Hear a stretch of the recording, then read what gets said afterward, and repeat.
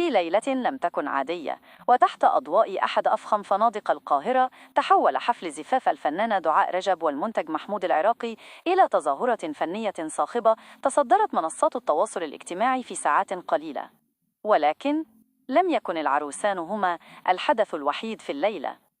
شيماء سيف نمبر 1 في قاعة الزفاف. بمجرد دخول النجمة شيماء سيف للقاعة انقلبت الموازين.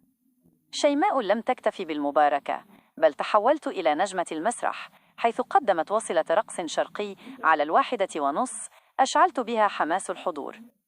الفيديوهات المسربة أظهرت شيماء وهي تعلم العروس حركات الرقص وسط ضحكات هستيرية من المدعوين، مما جعل المتابعين يعلقون: شيماء سيف في أي فرح هي الفرح نفسه. صدمة الجمهور: هل هذه هي دعاء رجب؟ المفاجأة الكبرى التي فجرت التعليقات كانت إطلالة العروس دعاء رجب.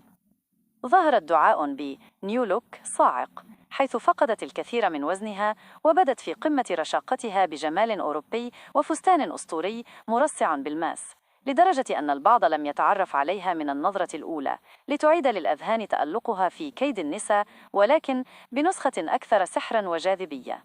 لقطات خلف الكواليس أثارت الجدل. دموع الفرح.